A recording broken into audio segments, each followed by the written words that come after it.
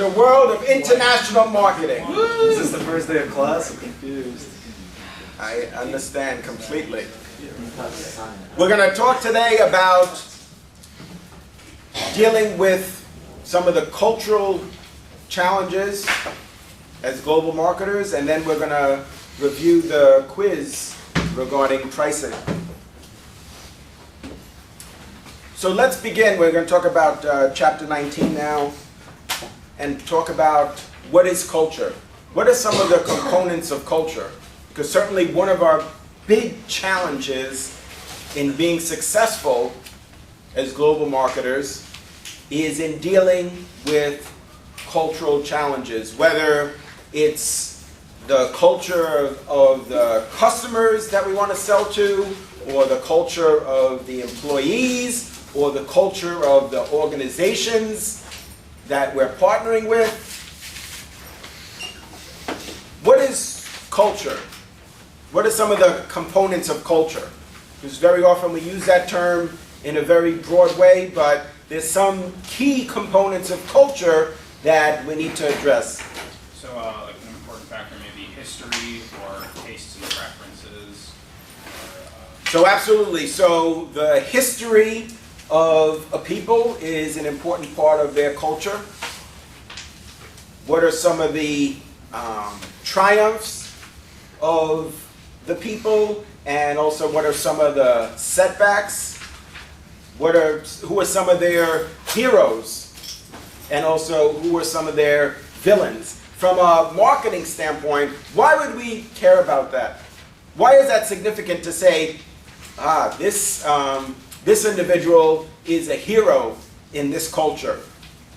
Why would that be relevant to us as marketers if we want to sell in that particular market? How could that help us? I mean, if they look at that specific person or character as a hero, then you can, maybe you could somehow, get him on your packaging, or somehow incorporate that into your product or service, where people will have a when they think of you, they'll think of the hero. They'll have a good what's the word? Like they'll classify you in their mind or whatever. Yeah, they'll have a positive attitude towards our brand. Right. Absolutely. So what you're saying is correct. That if we identify certain heroes in that particular culture, then that's something that we want to leverage. And like Ezra was saying, well, maybe we could even have a vignette on our packaging, for example, that's talking about the accomplishments of that individual.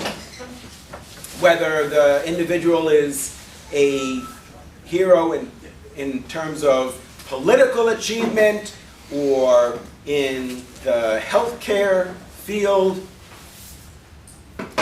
What we want to do is, remember we said we want to create strong, unique, and favorable associations with our brand. So like Ezra is saying is, well, if we know that this person is very highly regarded in that culture, then we want to connect that person with our brand, whether they're alive or no longer alive. So just even telling the history of a particular culture on your packaging and talking about somebody that's very highly regarded, somebody who's respected in that particular culture, can have a positive impact on our brand. And if the person is still alive, maybe we could get them as a spokesperson. Yeah, as a spokesperson. So have them endorse our product. Who could think of an example of somebody that in some cultures is considered to be a hero or celebrity that we might, depending on our business, we might want to use to promote our product? I was going to say, recently I think it was the YU Chemistry Club, they hosted Kobayashi, he's like a professional eater. So he was talking about how, like, in Japan, even in America, he's very popular, and he's had deals with different I think maybe Nike or different sporting goods companies or something like that, where they found a guy who was very popular among the people, and he So in Japan. in Japan and also a little bit in America as well, like maybe in Japanese, neighborhoods.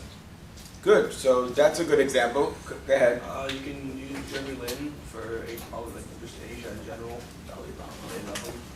Right, Jeremy Lin from the Knicks, definitely. Timo There's now. some Linsanity going on there, and not just in the United States, but certainly around the world. He's Asian, and so he's certainly very highly regarded in China, for example. Any other examples? What do you think? Around the world, think about whether it's in Europe. Korean pop star Rain, very popular in Korea, not as much here.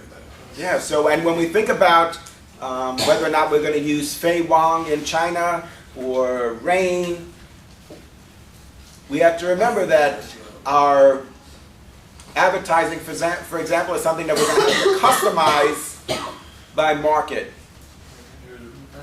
So, again, remember we said that we have to tailor our advertising, we have to tailor the messaging, but also the execution of the advertising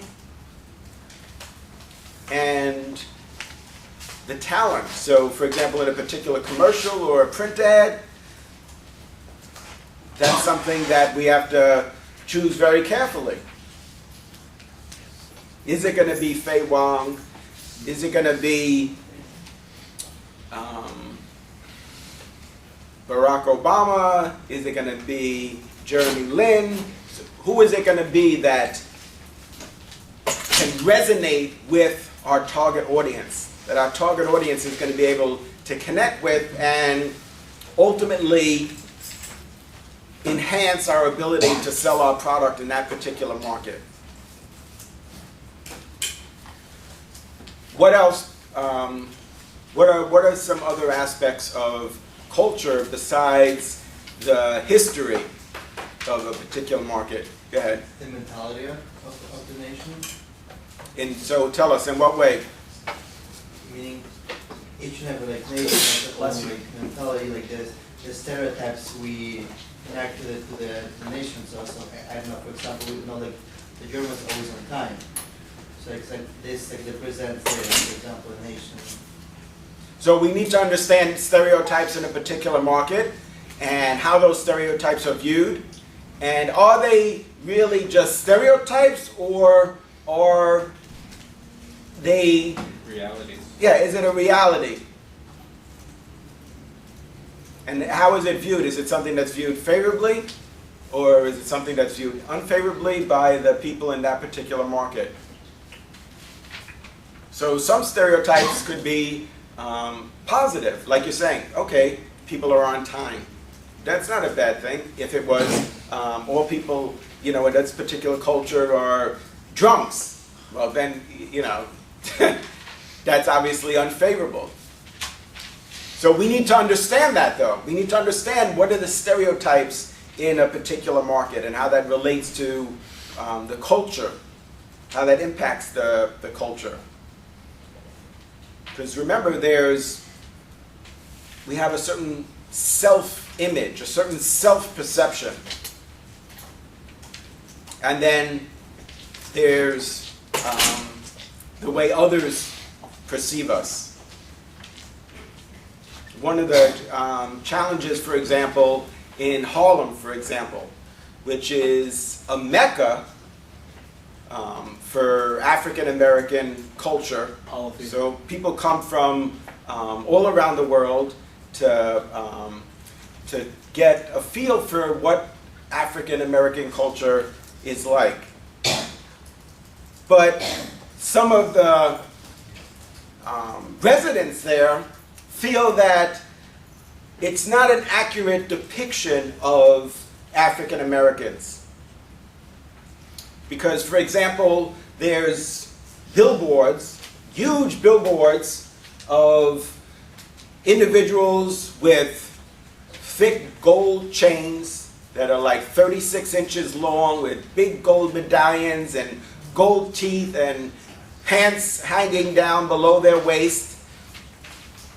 So the question is that really an accurate depiction of African American culture?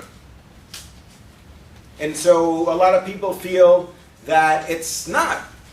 And just ask Colin Powell, for example, former Secretary of State for the United States of America, former Joint Chiefs of Staff. If you ask him, does he think that that's representative of black culture in the United States, he would say no. Ask Condoleezza Rice, do you think she thinks that's representative of black culture in the United States? Obviously the answer is no. And the other thing is that it has an impact on the residents too, because young people growing up see that. And that's what's portrayed to them as success. Well, why not have a billboard there of Colin Powell and says, "Hi, my name is Colin Powell. I'm a Jamaican American, former Joint Chief of Staff and Secretary of State." Is that, do you think, maybe a more positive role model for young black men living in Harlem? And so a lot of people feel that it would be. Not that I'm not making any judgments about wearing jewelry or anything like that, or your pants hanging off your tuchus. You know, they even have a song, right? Pants on the floor, pants on the floor. Hands to your left. So, so the point is that how is that a part of a given culture, and how does what we perceive to be our culture and what other people view as our culture? So as international marketers, we need to understand that. Because we need to be able to connect. We need to be able to develop advertising that's going to be able to resonate with our target audience. So culture is so important. Obviously, I think that's a good example of how culture is communicated in a given market, and also how others can view a particular culture. So we look for evidence. We say there's a market that has a certain culture, so then we look around and we say, well, what is the evidence? What evidence do we see that a culture exists here? And so we're looking for things like norms. What are the norms? What are the customs? What are the traditions? All of those things are part of culture. Religion is a big part of culture. How is that going to help us? So you say, okay, I understand. Not everybody is Muslim or Jewish or Christian or Buddhist. How are we going to use that as global marketers? So we decide that we're going to sell our product in a particular market, and so our challenge is, well, how do we do that effectively? And so what I'm suggesting is, well, one of the ways that we're going to be successful in global marketing is we need to understand the culture. We need to understand the history, the norms, traditions, customs, religion. How is it going to be helpful? So we do a market analysis and we determine the demographics of that particular market. We know what percentage of the market is a given religion. What do we do with that information? Why do we care? So beyond interesting, you might look at the numbers and say, oh, this is interesting. But then beyond interesting, because I always say we need to have information that's actionable. Because we need to make fact-based decisions. So what do we do with that? What do we do with the information when we find out that 35% of the market is Christian, 10% of the market is Jewish, 40% of the market is Muslim, for example, and then what are we left with, 15%? So if we have that information, how is that going to help us? Go ahead, Daniel. It'll help us to target, segment the market, as well as give us an idea of what proper ways to use to reach the different segments and markets. And so tell us more about that. So once we identify, so we could say, well, these are given segments. And when we talk about the percentages, 35%, for example, that's an example of market sizing. So we identify these different religious segments in that market. And then what we need to do is quantify the markets. So it can give us some insight into what segments we may want to target. What segments in what order, what priority. So remember we talked about segmentation, we said one of the things that's significant is the size of the market. The size of the market, the growth rate, whether the segment is reachable.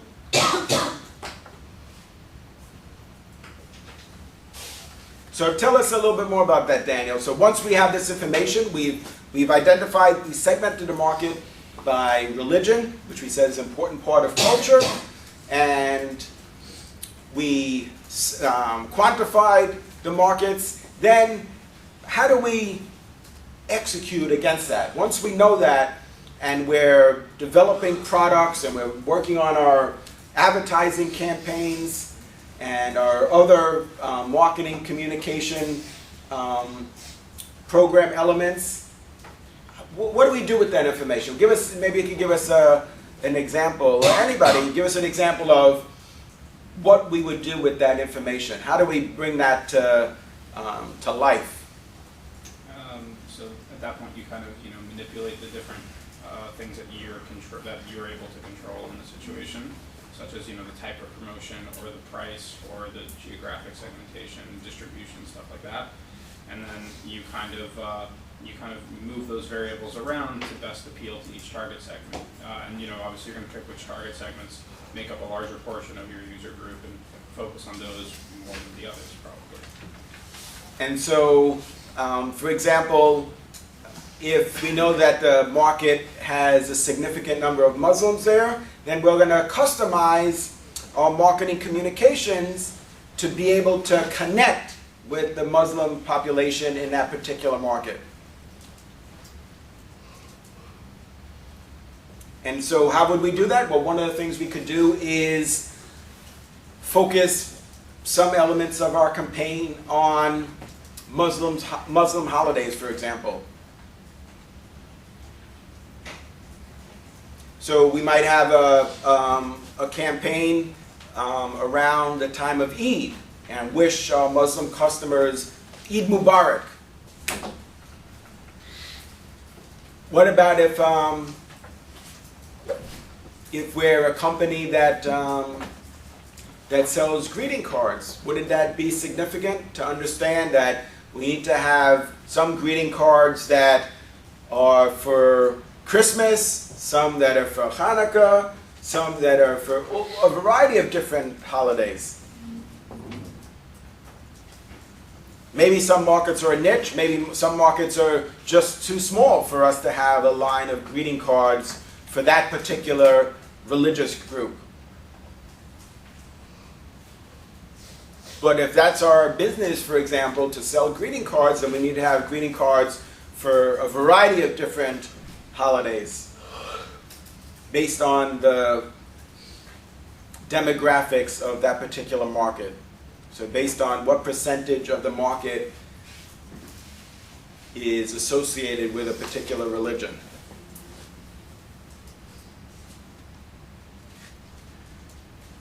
what about ethics? What about the ethical behavior of us as marketers around the world? Just go ahead.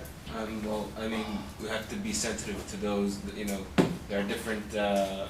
You know, within different markets, different countries. You know, different people have different types of ethics. You know, certain places, certain things are okay. Other places, you know, things are not. So you have to tailor. You know, first of all, you know, your marketing mix, your 4Ps, to you know whoever you're dealing with, and it should be, you know, take into consideration, you know, their ethics. So if, I don't know, for, you know, for them it's not ethical to greet people without shaking hands or something, I don't know, something along those, maybe that'd be more social norms, but whatever. If there's something that were unethical to them that you know you deem ethical, you have to keep that in mind.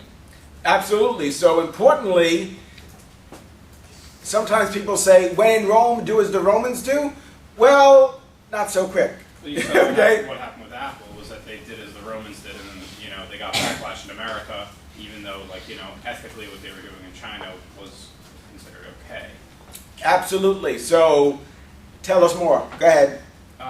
Basically, it's kind of like different. It's not only that you have to focus on the ethics of the country that you're in, but Well, tell us about Apple. Tell us about their situation, because I think it that's a was, good The example. working conditions were so poor in their manufacturing facilities that there was at least 2 suicides a week of the workers. They were just like killing themselves because they were so miserable. So basically, even though, like, you know, the sweatshop work in China, that's almost like, it's not like an accepted thing, but, you know, it wouldn't be as big of an outcry ethically there as it is here, because of the level of communication and the internet, and, you know, one country being able to easily have access to another's, you know, media and, you know, the internet and everything like that.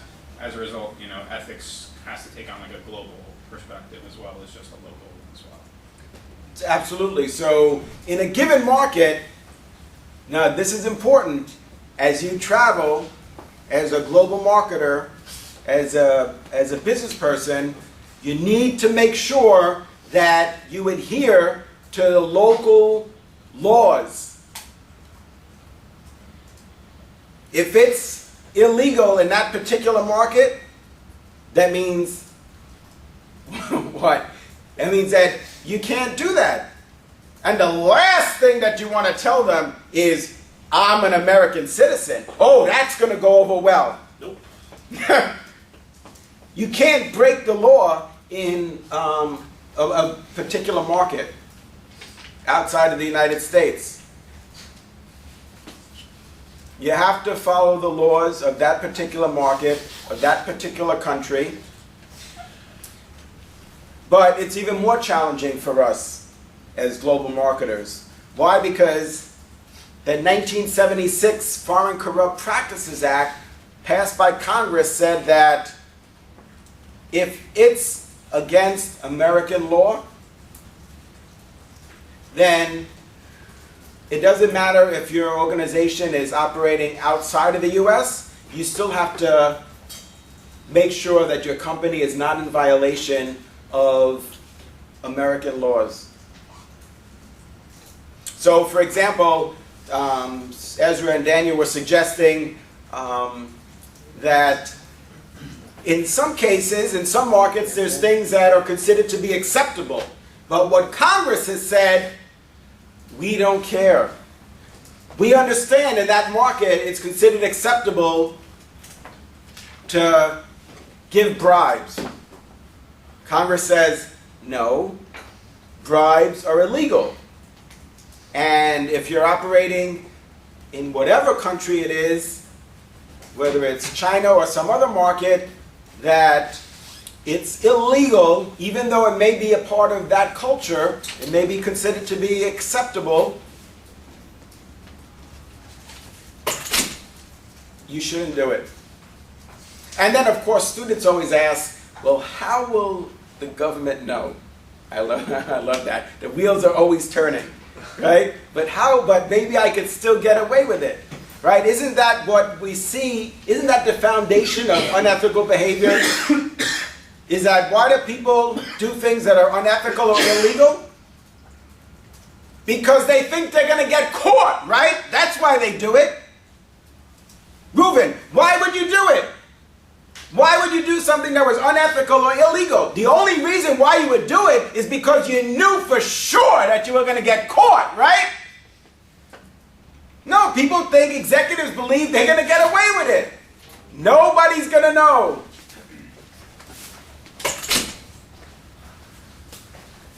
And in some cases, that might be the case.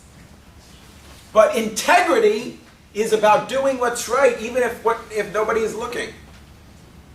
So when you go downstairs to Nagel Bagel, and the guy is not at the counter, so you know what I do? You see, the reason I walk with this big briefcase, because I go down there, I wait. When the guy is not there, then I stuff my bag with Milky Way and Danishes and things, right? Because who's going to see?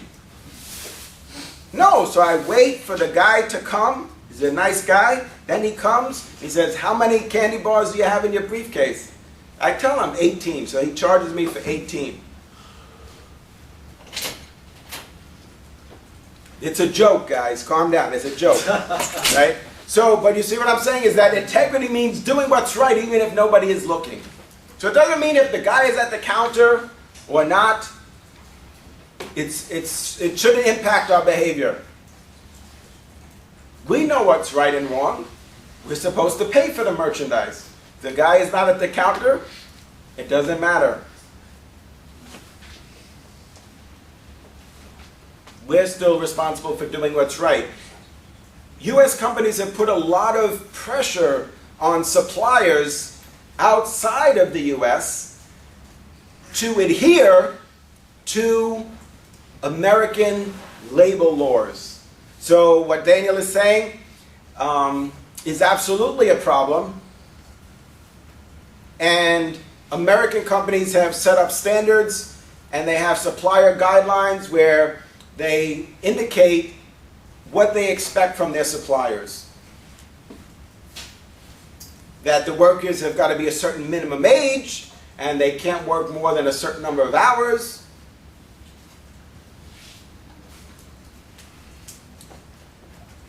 So, regardless of the fact that it's acceptable in that culture, sometimes as global marketers, we have an ability to impact that culture. Sometimes in a positive way. And sometimes we're impacted as global marketers by that culture. And it's going to dictate how we do business. It's going to dictate the content of our marketing communications. It's going to dictate who we use as a spokesperson. It's going to dictate the tactics that we use, the features and benefits of our product, our unique selling proposition, our brand promise. Of course, we have to customize all those things based on the market in which we want to sell. That's the recipe for success. One size does not fit all. You ever see these products? One size fits all. So in the winter, I went into the Armani shop on 5th Avenue, and I saw a hat. I see, Ezra, see, I'm in the market for hats. What kind of hat? A nice hat. What does that mean, nice hat? I'm gonna tell you. I saw one that I liked. I want to get Ezra's hat. You saw his hat? No. Yes, it's nice. It's very nice. Small fedora. Yeah, it's very nice. Classic.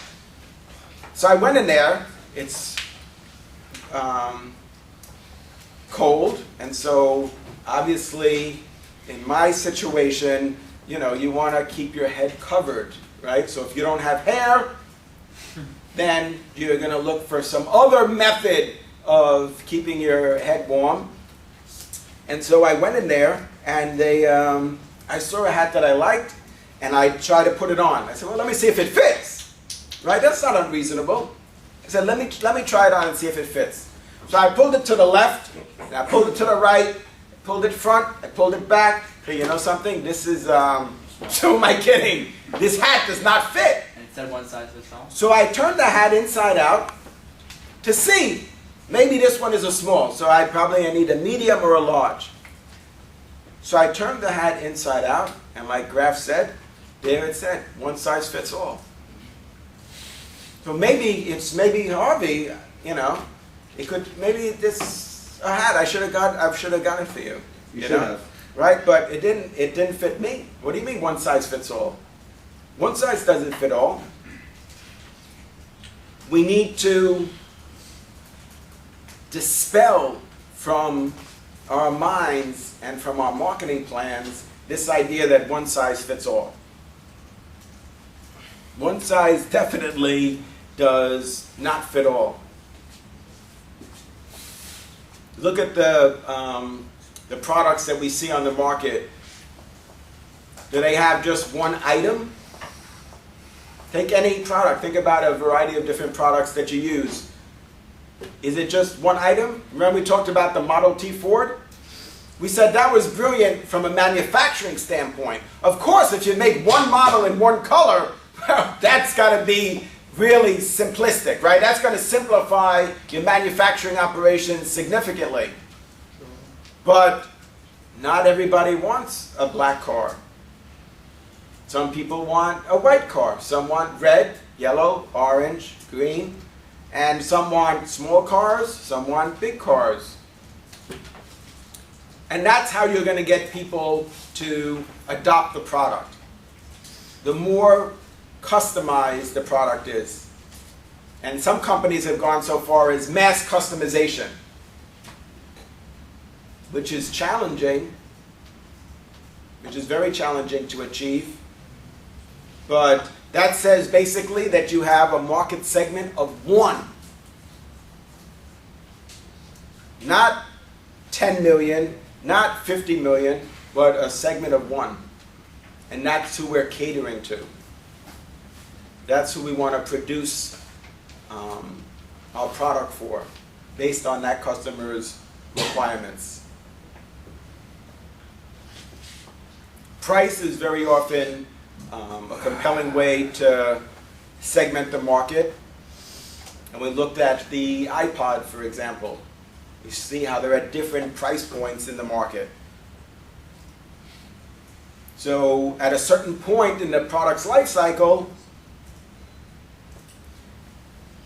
sales are going to plateau unless we have an item, an MP3 player, that is going to meet the needs of the early majority and the late majority.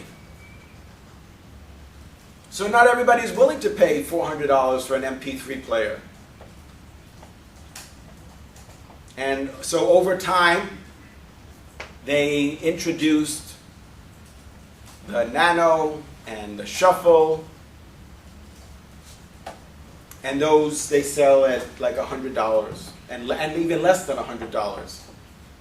Because some people want 60 gigabytes of storage, and some only need 1 gigabyte of storage. So it's up to us to understand the market requirements around the world. We have to do a country analysis. That's a requirement. The onus is on us. We have to take responsibility for that. And the better job we do at the country analysis, the more successful that we're going to be.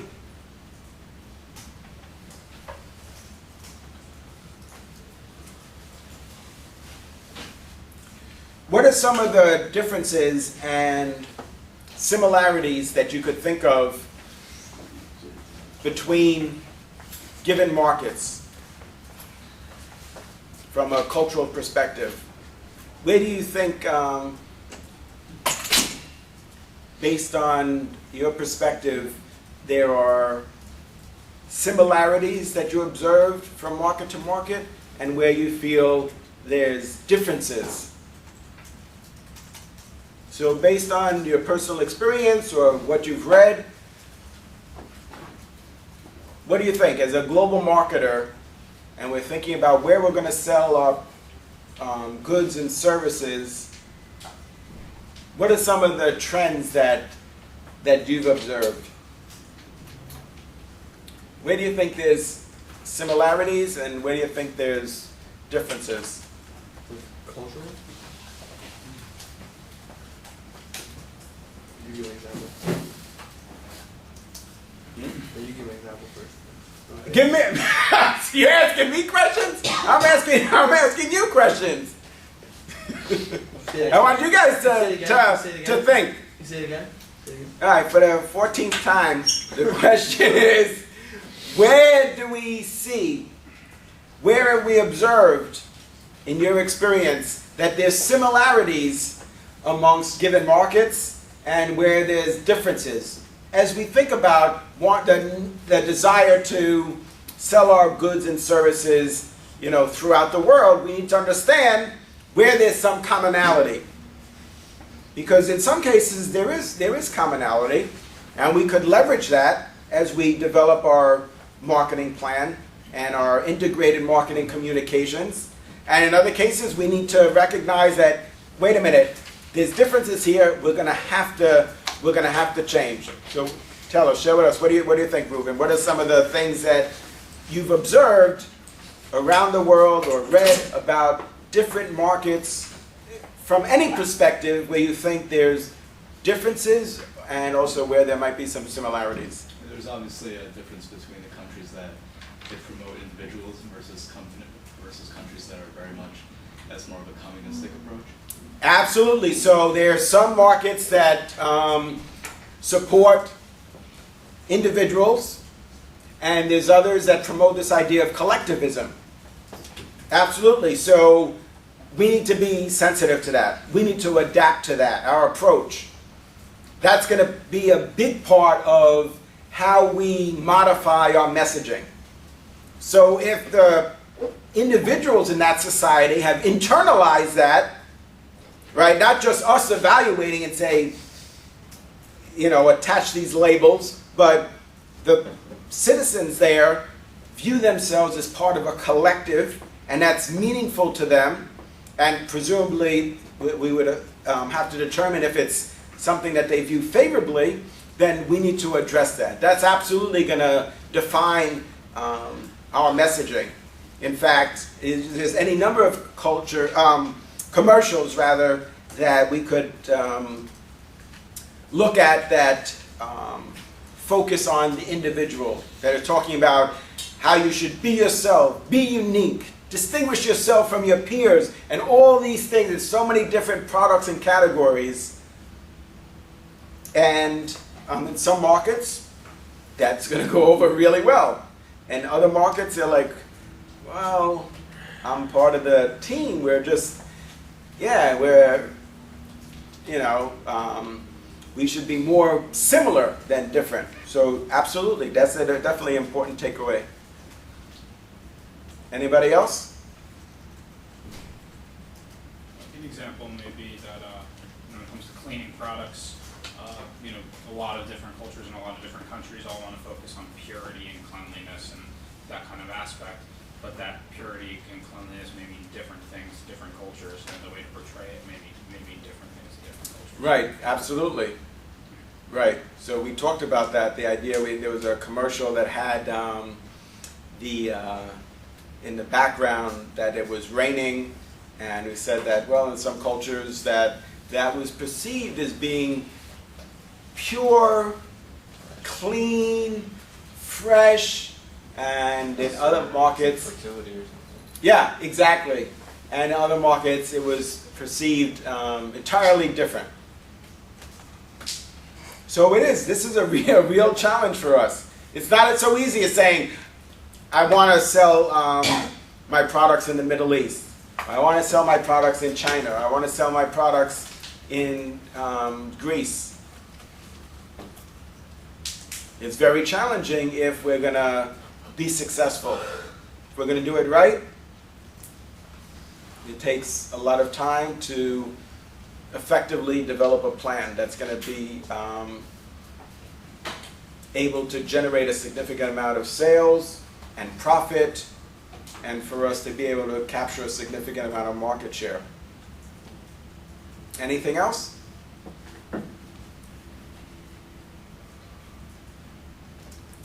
So let's talk about, let's go over the questions from the quiz. All right, the first question says, in chapter 18,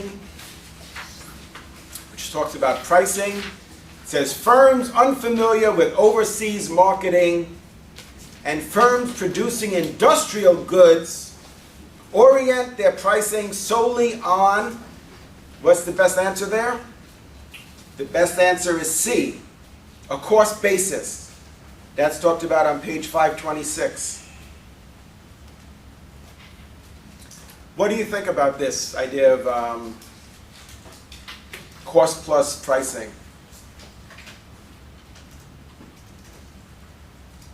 Do you think it's going to enable us to be successful internationally?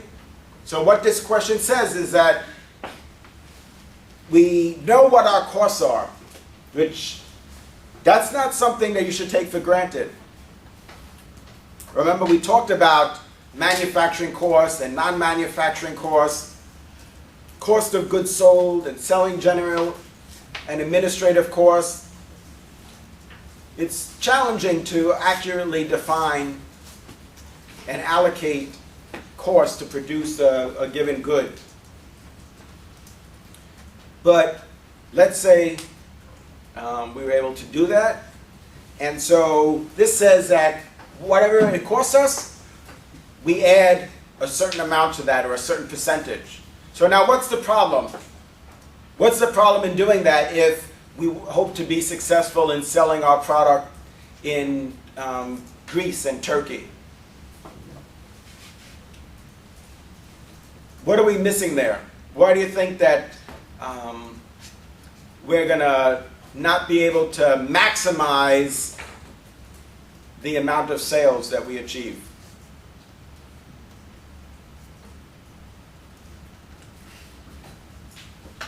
It's not based on market demand. We're just basing the price on what it costs us. Well, maybe we don't have an efficient operation. Maybe our cost structure is too high. Maybe our administrative expenses are too high. Maybe the cost of the raw materials to make the product are too high. What we need to understand is, what is the customer willing to pay? What did we say the first day? The 5 key components of marketing, from 30,000 feet, if you will. Identify an unmet need, develop a concept, determine a price that the customer is willing to pay for orange juice in that market. Develop the product, gain distribution, and build awareness.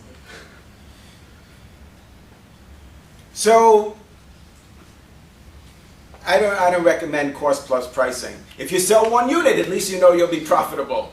But we don't want to just sell 1 unit, we want to sell 100 billion units. So we need to challenge ourselves. We need to understand, what is the customer willing to pay, and develop a product that can be successful in that particular market. See, sneezes at the truth. Always. Now that's different from the pricing of industrial goods. So we see why in consumer products, why cost plus pricing is not the best approach in global markets, because it ignores everything we just talked about. The cultural norms, traditions, customs, the level of per capita income, all these different things. And we just said, look, well, this is what it costs us, and we're entitled to a markup, and so that's what we're going to sell it for. But maybe they don't want an 80 gigabyte MP3 player for $400. Maybe they have no need for it, and also maybe they can't afford that. So then we need to design a product for that particular market that's going to be relevant to their lifestyle and also affordable. But it's different in industrial markets. Why for industrial goods is it different? What is the expectation that organizations in the value chain have? So in other words, when you sell when you're selling an industrial good, the purchaser understands that in order for you to stay in business, you need to earn a certain amount of margin. It's not a secret. Very often, it's not a secret how much it costs you to make the product. In consumer products, that's closely guarded information.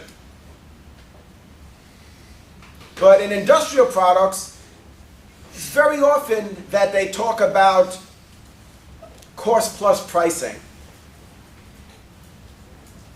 So it costs you a certain amount to make, because when you think about, you guys know the difference between process costing and job costing?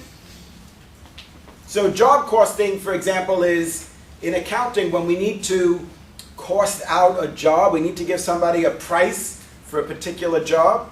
Well, if you're making, for example, a piece of equipment for a company, maybe you've never made that before, but you're good at tooling and you've made other types of equipment, how do you know how much it's going to cost? So they say whatever your cost is, they know that there's a certain amount of billable hours, how long it's going to take to make it, how many laborers you're going to have working on creating the product, the equipment rather. And then they say to that, you add 50%.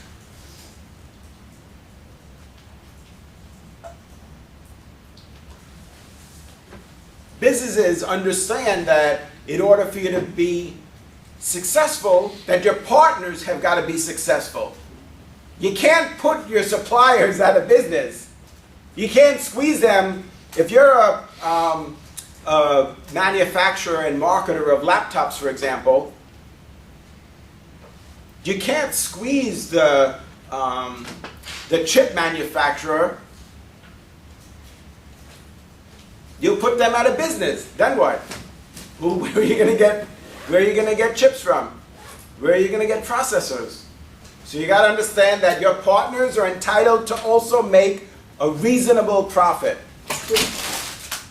And so cost is more transparent.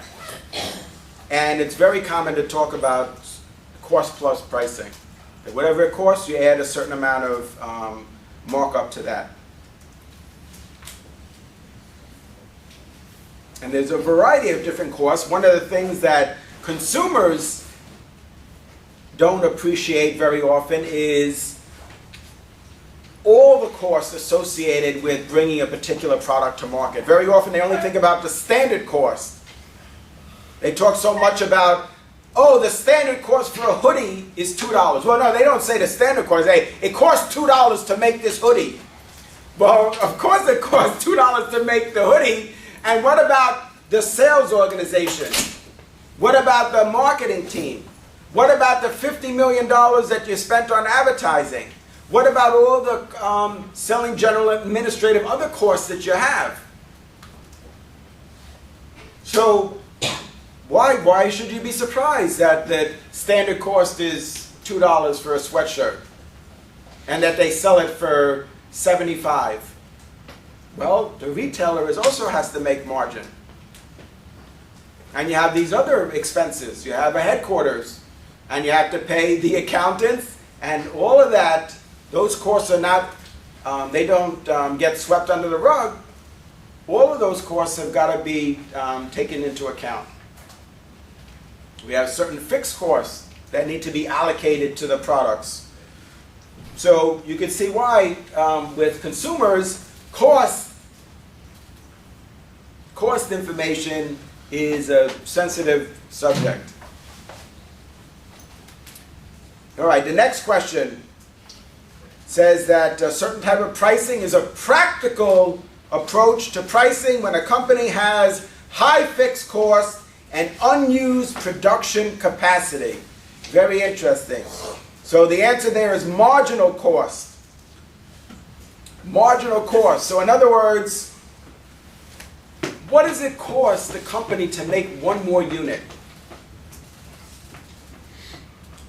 So if you have a significant amount of unused capacity, then you're thinking about how you're going to be profitable.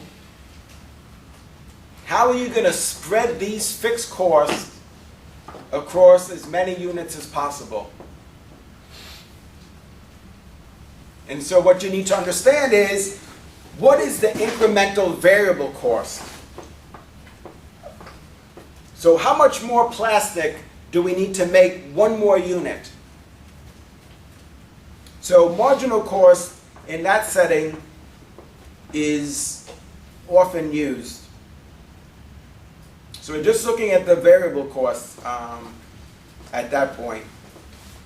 Because we realize that if we make 100,000 more units, that we could spread the fixed cost over those additional 100,000 units. That means that total fixed cost is going to stay the same, but didn't we say last time that the unit fixed cost is going to go down as the number of units produced is going to increase?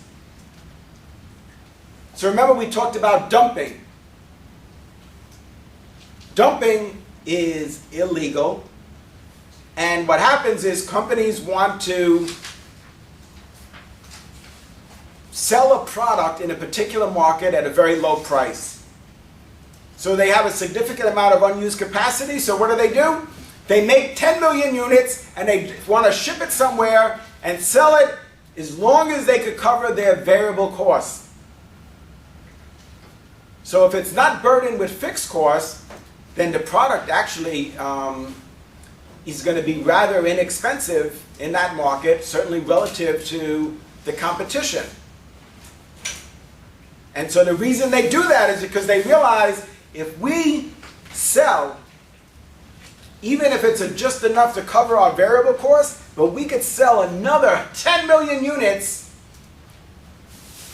we're not going to be profitable.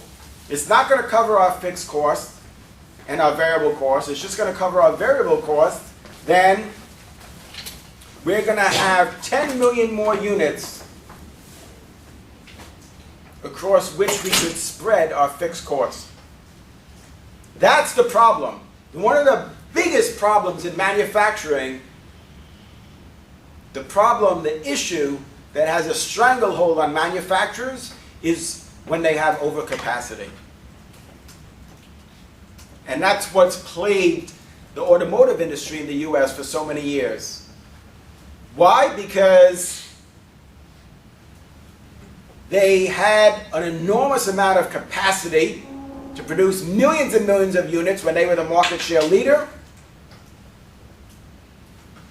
And then once they lost a significant amount of share, and when I say lost, I mean like they lost like half their business went away to companies like Toyota, for example. Their fixed cost didn't change. Their total fixed cost was still the same. And that made it very difficult for the companies, for the big three automotive manufacturers in the United States to be profitable. And that's why over time what they did was they acquired other car manufacturers, because that would enable them to consolidate their manufacturing operations and spread those fixed costs over more units.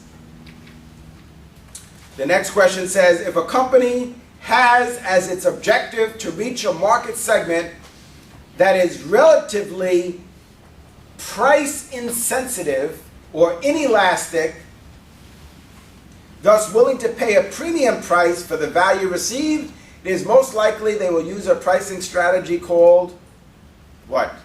What is a pricing strategy? If you know that customers are not price sensitive. Right, skimming would be an appropriate pricing strategy. That means you could introduce the product at a high price and it's not going to have much impact on demand. So in other words, there's a lot of people who are willing to pay a high price. If we lower the price actually, maybe we wouldn't even see much of a increase in demand at all if the market is truly inelastic. The next question talks about Johnson & Johnson in Russia. It says Johnson & Johnson is the maker of a shower gel, a 2-in-1 shower gel that is to be considered a cosmetic and burdened with a 20% tariff. Johnson & Johnson would like it to be considered a soap substitute, which is only subject to a 15% tariff. This points out which of the following strategies that companies generally prefer in foreign markets with respect to tariffs. B. Right, B is the best answer. Ask for reclassification of the product to a lower customs classification. That's talked about in 534 in the book. All right, let's talk about duties. What type of duty to be invoked must be shown that the prices are lower in the importing country than in the exporting country, and that the producers in the importing country are being directly harmed by the dumping. It's stretching. That's quite a stretch. I think he was left. The same sentence. Come on. Countervailing. It's funny. Countervailing duties. So countervailing duties to be invoked, in order for countervailing duties to be invoked, it must be shown that the prices are lower in the importing country than in the exporting country.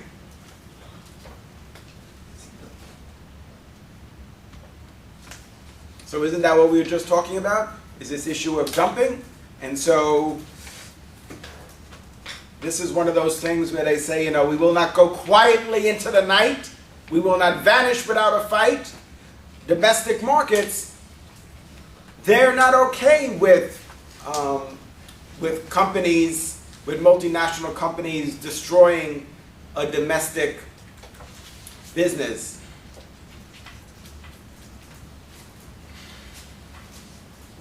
Which of the following would be considered to be an advantage of leasing rather than owning? So when you think about operating overseas, what do you think would be an advantage of leasing rather than owning? Yes, C. C is the best answer on page 539. Leasing helps guarantee better maintenance and service on overseas equipment.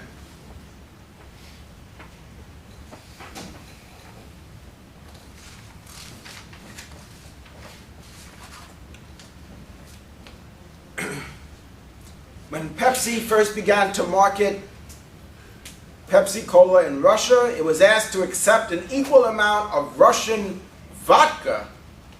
What do you think about this? An equal amount of Russian vodka is payment in return for permission to sell Pepsi Cola. The formal name for this trading strategy is called?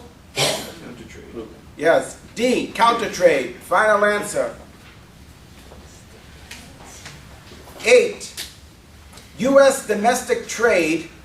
In the U.S. domestic trade, the typical payment procedure for established customers is an open account. The best answer is A. That's on page 544.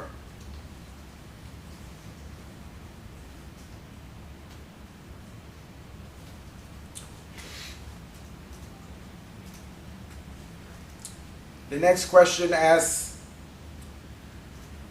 once the seller has accepted the credit, the buyer cannot alter it in any way without permission of the seller. The best answer is what? E. Which one? The best answer is B, irrevocable letter of credit, on page 545. Why is the letter of credit so important as we think about being successful as global marketers? Why? What is it about the letter of credit? What does that enable us to do? How does that work? Just collect the money from the person who bought, from the buyer. Say it again? Let us collect the money from the buyer. It does what? Let us collect the money from the buyer. It helps facilitate that, but how? Who could tell us how? How does that work? How does that enable us to collect the money from the purchaser? A letter of credit involves three parties: the buyer, the seller, and a financial institution. So once you have issue a letter of credit in the name of a particular company, then what happens is the bank is now holding the money. All right? Financial institution, let's say the bank, like HSBC, for example. So HSBC has the $10 million. The letter of credit says that HSBC is going to pay our company the $10 million when they receive proof that the product has been received by the purchaser. So once we ship the product there, then the documentation is going to be processed, the bill of lading is going to be processed, and when the bank has the proof, then they're going to release the money. Then we don't need to chase down people for the money. Now think about in the US, how challenging that is to get people to pay their bills. Imagine you sell products to a company in Vietnam and you ship them $10 million worth of merchandise. And then they say, I would gladly pay you tomorrow for $10 million worth of merchandise today. And then another day goes by, a week, a month, and you kind of get this feeling, I don't know, maybe we should have not given them 210 net 30, but what's our recourse? So the best thing for us to have done is to have the letter of credit, which says the bank has the money. The bank says, we have the money here, and we will distribute the funds. Once the merchandise is received, we will distribute the funds. So it's really an enabler, a substantial enabler for international trade. Questions about that?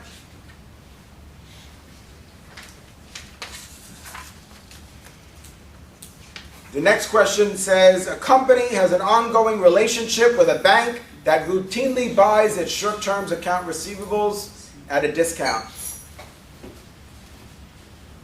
What is that? What are we talking about there?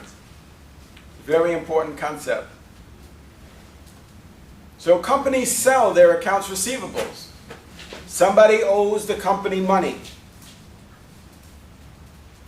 Well, we could sell that. We have somebody has an obligation to pay us money, so an organization will be willing to purchase our accounts receivables.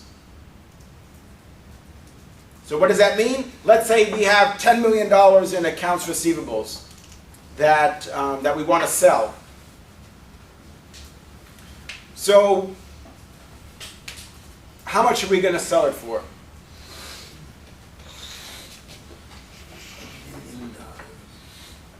How much? $1 million, $2 million, $3 million. Well, that would send me all you got. That's very generous of you. Usually Generous, it's between 2% and 5%.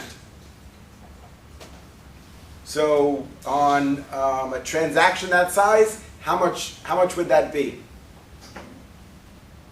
So basically, we would sell them the $10 million in accounts receivables for $9,500,000, and when they collect it, they collect the entire $10 million. What's the advantage to us? Is today we get $9,500,000. That's known as factoring.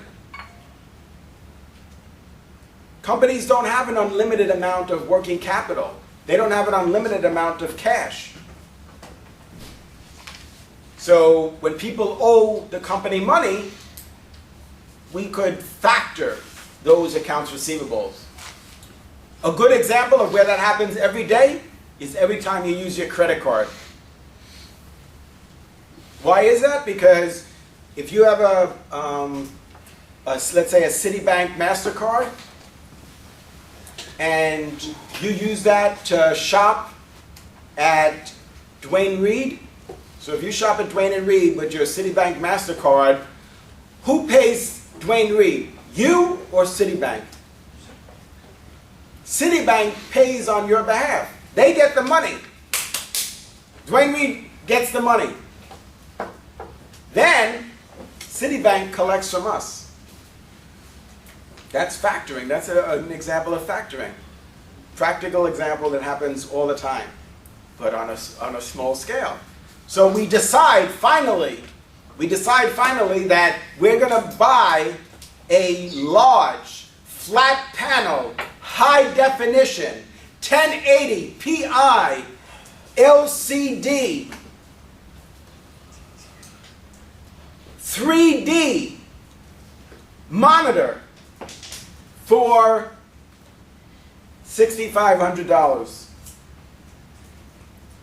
We go into Best Buy and we give them our Chase Visa card.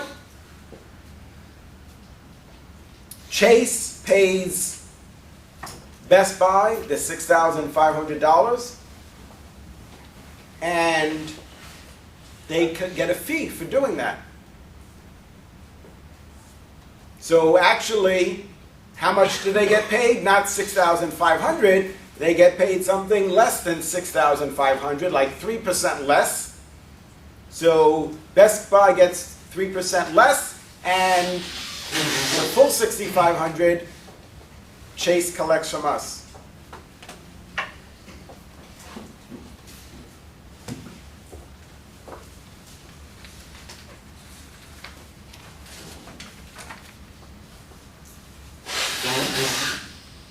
Next week we have a quiz on Sunday and Tuesday.